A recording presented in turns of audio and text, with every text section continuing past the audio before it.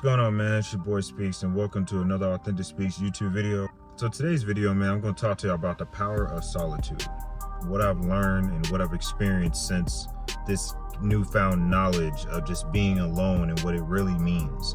Correction, it's not being alone. Being in solitude, it runs deeper than just being alone, but more on that in the video. Growing up, man, me and my folks, we moved to Mississippi, and this is around like 3rd, 4th grade. This is my first time knowing what it's like to really have a best friend, a true best friend.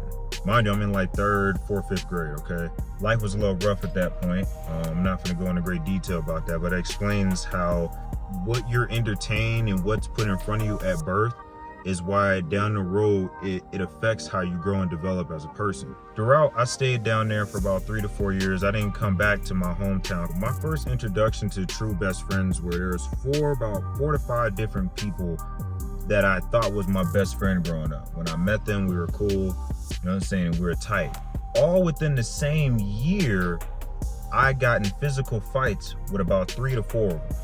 On top of that, it became multiple fights. As a kid, I'm pretty normal. It's not even shy. I'm just really just chill, sticking to myself. A lot of people weren't too fond of that. You know, I don't know what it is about me just being calm. I spoke correctly. I was respectable. You know what I'm saying? I was a good kid. I was fortunate in that area. You know, people hated on that. So I think what happened was that when I became close friends with these people, there would be times where they'll say and do certain things. And over the years, whenever I saw people, because there's times where I got my ass kicked.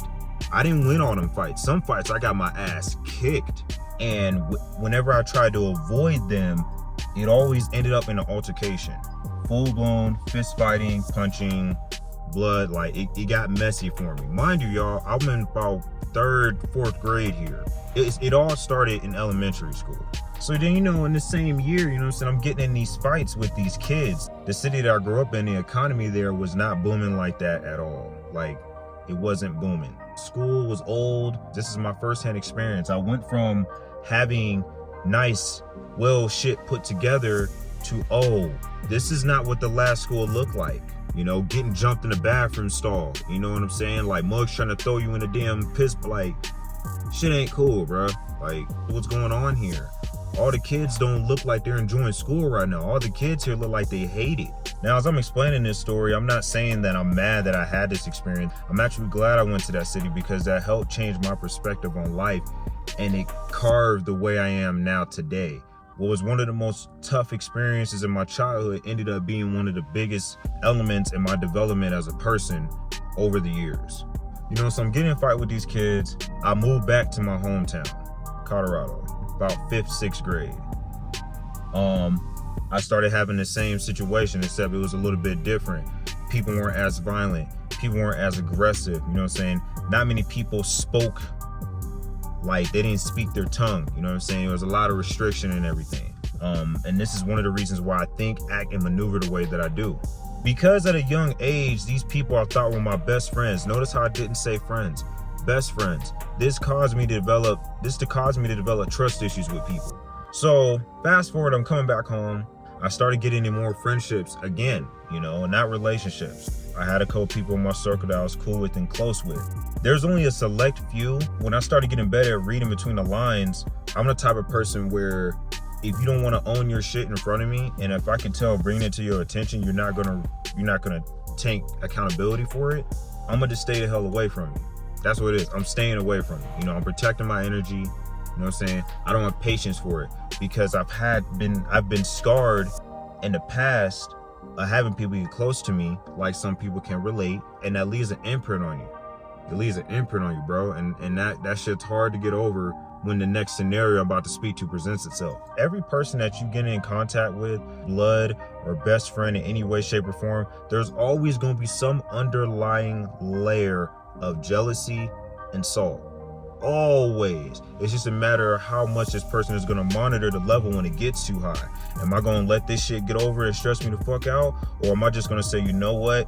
Maybe I need to work on myself or get away from this. I had people that are getting close with me and they'll slip up and say and do things in front of me. And when I try to bring it to their attention, they'll shrug it off. You factor this in with me still trying to develop self-confidence and self-awareness, because it all became a matter of me protecting myself. But there was also, I was so fixated on this one thing that it made it harder for me.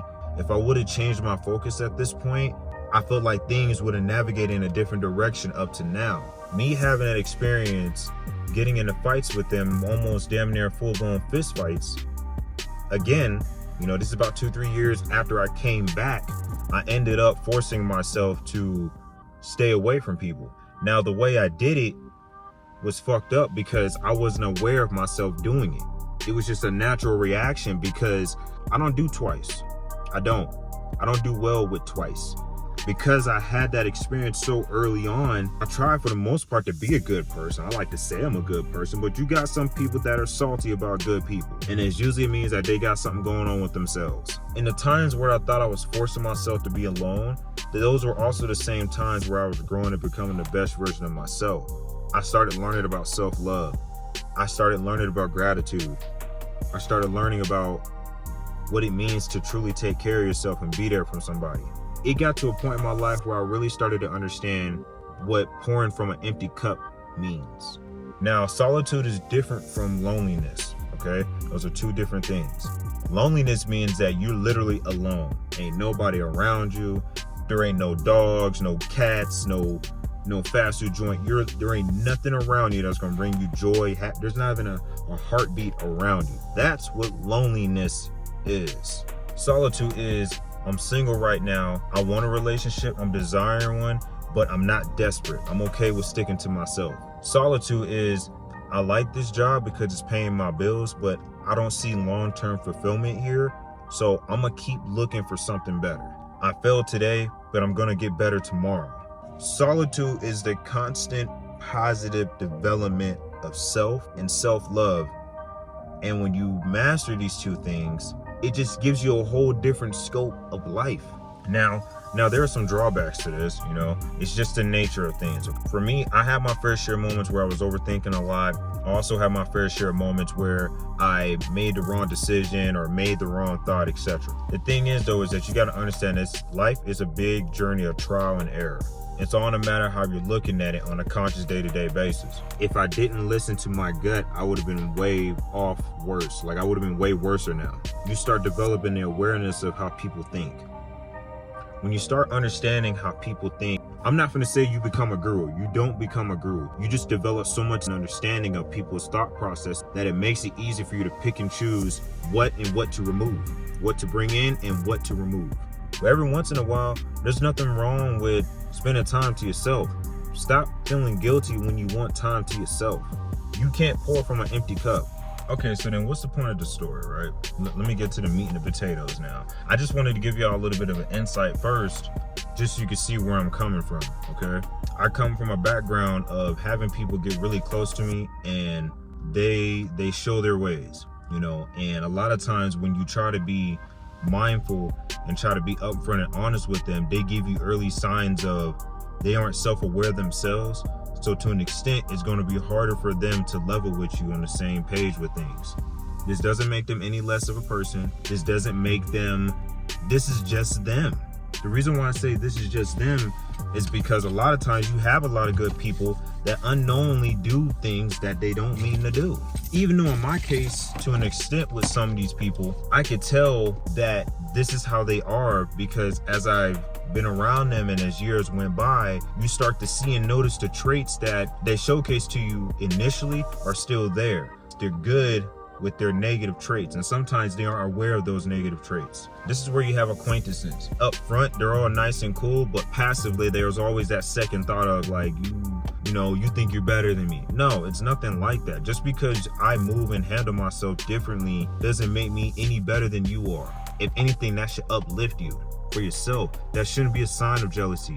That shouldn't be a sign of you thinking that you're less. especially if that person is naturally already in your corner. But most people don't know how to read things like that. My message to you watching this video, man, if you made it this far in the video, thank you. I greatly appreciate it, man. I'm just trying to push out some content, but push out value as well. When you start to master what it means to be self-aware and really take accountability for your own actions and your decisions and make conscious decisions to focus on only leveling up, it just makes life easier, man. It does. Is this worth my time? Let me see here. It pissing me off. It's negative. It's taking a lot of my energy. What if I did? You know what? I can't change it like this. I can't remove it like this. All right, cool. Done. Put it to the side. Ignore it. I ain't even gonna respond to that text message. There's nothing wrong with leaving people hanging sometimes. I know that's gonna come out. I know people are gonna misinterpret that. It depends on the situation, okay? If you're constantly in a situation of second guessing and trying to figure out, okay, is this BS? Is this worth my time, etc.? That was one of my worst decisions. My family was trying to make me cut things off. They even wanted me to switch schools at one point. I didn't listen to any of it. Take it day by day, man. It's not gonna be easy. Just do something that makes you happy. You know what I'm saying? Go read a book, go to the gym, go try to go to the bookstore. Like, there's always something new that you could do that's gonna add value to what I'm working on and my self-development and my growth. If you made it to the end of the video, thank you so much. Please like, comment, and subscribe. Honestly, comment if this resonated with you.